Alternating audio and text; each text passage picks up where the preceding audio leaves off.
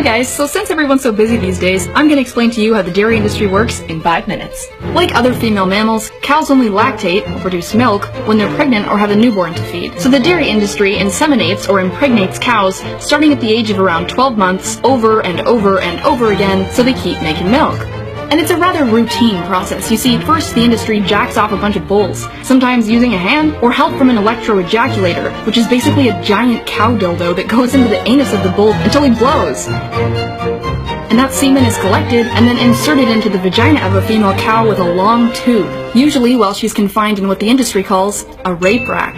And sometimes they put their fist right into the anus of the female cow, to loosen the area. To make the process as effective as possible.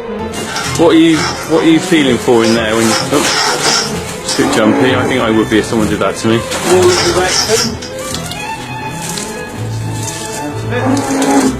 Just bringing it out.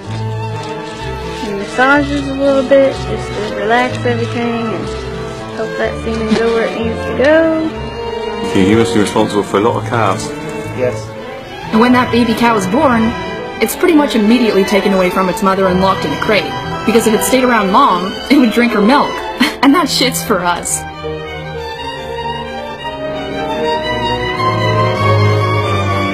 And you see, a mother cow's bond with her young is very strong and affectionate. And she sometimes cries out for days in search of her baby. But nobody gives a shit.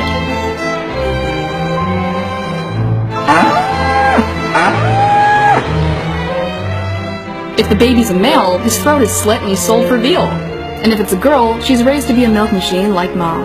So dairy cows are continuously, repeatedly kept pregnant their whole lives to keep them lactating. This leads to premature aging, exhaustion, and mastitis, a painful yet common condition in dairy cows, which is inflammation and sometimes infection of the udder.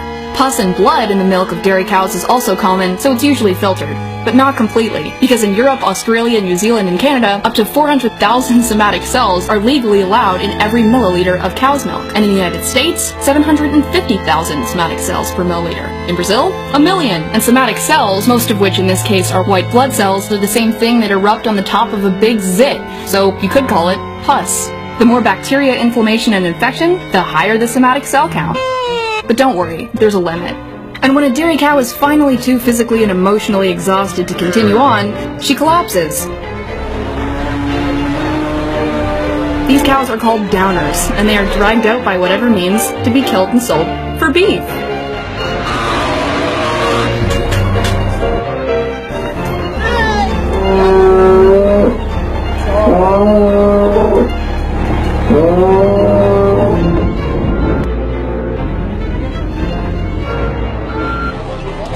It's common in the industry, even on organic dairy farms, for cows to go down after about 4 or 5 years of continuous milk production.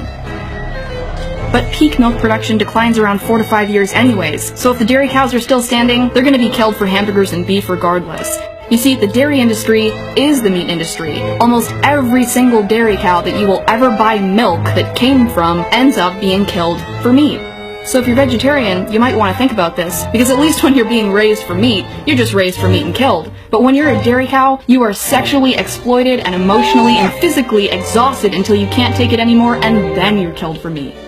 Sounds worse to me. And the natural lifespan of a cow that hasn't been completely exploited? 20 to 25 years, y'all. And as far as the calcium and protein thing goes, study after study after study has shown that those consuming the highest quantities of dairy actually have the highest cases of bone fracture and osteoporosis. And there are dozens of amazing plant-based sources of calcium and protein, so you really don't need to suck the tits of a cow.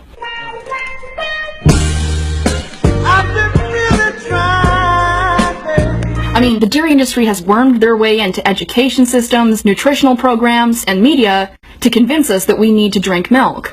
But when you're in school learning about how good milk is for you, that's not because there was a panel of people who care about your health that determined that. That's because the dairy industry paid lots of money for you and your children to hear that message in school, and on TV, and on billboards, and magazines, and for your doctors who don't have to take more than a few hours of a nutrition course to tell you to drink your milk.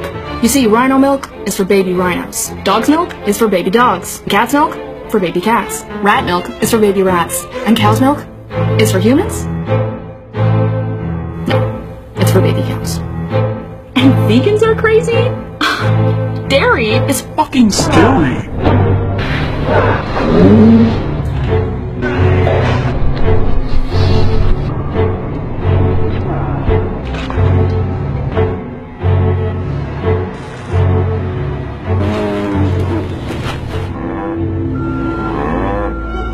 Try almond milk, hemp milk, soy milk, flax milk, rice milk, Brazil nut milk, macadamia nut milk, cashew milk, any milk but dairy milk.